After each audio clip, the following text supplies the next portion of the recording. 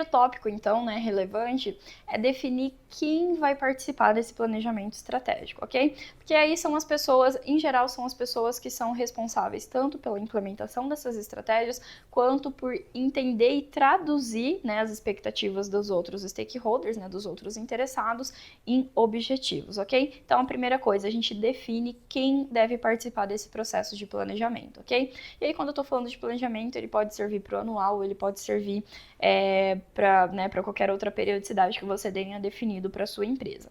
Aqui na TecnoSpeed, a gente tem o que a gente chama de Comitê do Planejamento Estratégico, que é basicamente composto pelos diretores e pelos responsáveis das áreas da organização, ok? Então, eu tenho ali pessoas que realmente são responsáveis pela implementação das estratégias e também pela concepção, né? São as pessoas que são responsáveis por traduzir aquilo que são as expectativas dos sócios, aquilo que são as expectativas das partes interessadas que foram coletadas anteriormente em planejamento e também de fazer a replicação para o nível abaixo, ok? Então, é o nível estratégico que vai fazer a replicação para o nível tático. E aí são essas pessoas que fazem parte do planejamento. O segundo tópico, né, que precisa ser definido são quais as informações precisam ser levadas previamente. Em geral, o planejamento ele é dividido em várias etapas, né? O processo ele precisa ser muito bem construído e não vale a pena tentar fazer isso correndo, né? Como são várias pessoas que estão envolvidas nesse planejamento, é preciso identificar anteriormente, né, ao início desse processo, quais as informações precisam ser levadas por cada um dos stakeholders. Essas informações, elas são aquelas análises de mercado, análises, algumas propostas já, né, para análise dos ambientes, tanto interno quanto externo, os aprendizados que foram coletados, né, porque essas pessoas, elas implementaram as estratégias no ano anterior, né, ou no ano corrente, se você estiver fazendo para o próximo ano.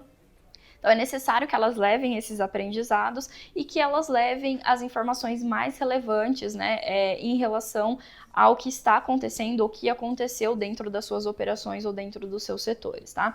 Essas informações eu preciso levantar anteriormente. O que isso garante? Garante principalmente mais agilidade e mais assertividade durante as reuniões, ok? Em relação a quem faz, né, esse roteiro aí do planejamento estratégico, a quem projeta, né, os processos de gestão do planejamento, é muito importante que ele tenha anteriormente às reuniões um cronograma com todas as reuniões que serão executadas, quais os passos e que tenha algumas informações bem específicas sobre essas reuniões. A primeira delas é o que é esperado dessa reunião, o que a gente vai tratar, né? Qual que é o objetivo principal dessa reunião? O segundo ponto é qual é o resultado esperado ao fim dessa reunião. Ou seja, ela vai ter que produzir, né, algum resultado, então isso precisa ficar claro. O que precisa ser levado para essa reunião? É a leitura de um documento? É algum material que precisa ser levado? Enfim, eu preciso ter esse tópico, né? O que precisa ser levado ou precisa ser feito anteriormente à reunião. E aí, uma explicação também é muito interessante, porque isso gera um pouco mais de engajamento e de entendimento das pessoas que vão participar dessa reunião, o porquê que ela precisa ser executada naquele momento, tá? Então, um exemplo, né, específico. Quando a gente fala que uma das etapas do nosso planejamento estratégico é fazer a revisão da macroestratégia.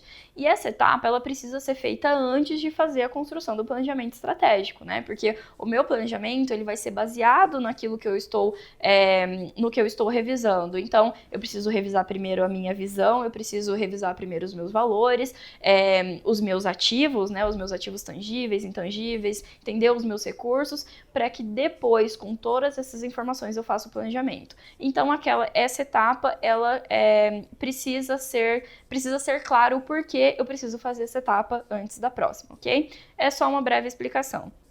E aí, né, por último, mas não menos importante, um cronograma do tempo em que cada um dos assuntos que serão abordados vai levar.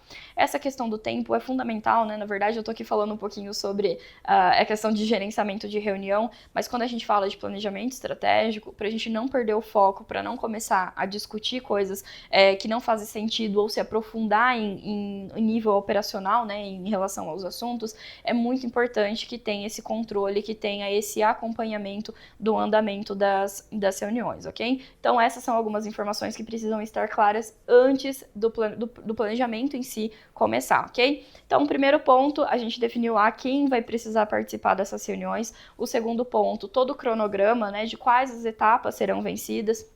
Aqui a gente acaba utilizando todos aqueles tópicos que eu falei anteriormente, a gente revisa a macroestratégia, a gente faz análise de ambiente interno, análise de ambiente externo, pega as informações de benchmarking, faz prévia do ano anterior, né, do que aconteceu, coleta aprendizados, coleta as informações de mercado, né, o que está acontecendo em relação à concorrência, em relação ao mercado de atuação, para depois, então, iniciar o nosso processo, ok? E aí, o último, né, a última das reuniões é, de fato, a construção ali dos objetivos com as metas associadas, ok? E eu tô falando de planejamento estratégico, né? Então eu tô falando de algo que abrange todos os colaboradores da organização. Então eu preciso definir muito bem quais são as metas, eu preciso definir muito bem quais são os indicadores, de forma que esse planejamento ele realmente consiga traduzir todos os desafios da organização para o próximo ano, né, ou para o próximo período, de forma simples, né, para garantir a facilidade na comunicação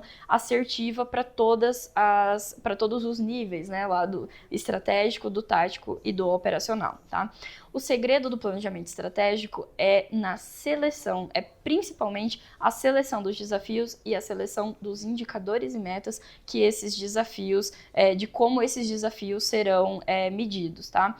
Quando a gente utiliza indicadores incorretos ou quando a gente faz metas muito audaciosas ou muito fáceis, você tem o poder aí de engajar mais as pessoas ou de desengajar completamente, de não fazer com que elas pensem, né, em novas alternativas ou de fazer com que as pessoas que vão executar aquilo, seja a média liderança também, ela não consiga passar para a parte da execução, né? O planejamento acaba ficando lindo, mas a execução não acontece. Ou quando acontece, aí também acontece muito esse caso, essa execução ela não reflete nesse planejamento. Por quê? Porque eu escolhi indicadores errados. Eu consegui implementar tudo aquilo que eu queria, eu consegui fazer rodar, né, as coisas dentro da organização, mas os indicadores acabaram não conseguindo traduzir aquilo que aconteceu. Então, o segredo, né, a gente... se pudesse ter um livro, né, o segredo aí do planejamento estratégico, ele com certeza seria pautado nas informações que você recolhe, né, em todas essas informações de mercado, as informações internas, e a forma como você utiliza essas informações para definir os teus principais desafios, de forma que eles sejam poucos e claros, e também os indicadores e metas que você utiliza para medir, né, se esses desafios eles tiveram sucesso ou não, tá? Esses 3 pontos, as informações que você levanta e que você utiliza, né, no planejamento, os objetivos ou os desafios que você seleciona para o próximo ano, porque você precisa ter em atenção os recursos que você tem, as pessoas que você tem, o alinhamento, né, com a tua visão, você precisa entender se aquilo é realista para o mercado, para a movimentação de mercado que está acontecendo. Então, selecionar muito bem esses desafios para garantir a melhor utilização dos recursos é fundamental, né? Porque já que a gente tem várias ideias, a gente gostaria de implementar todas elas, o segredo está na seleção daquelas que vão realmente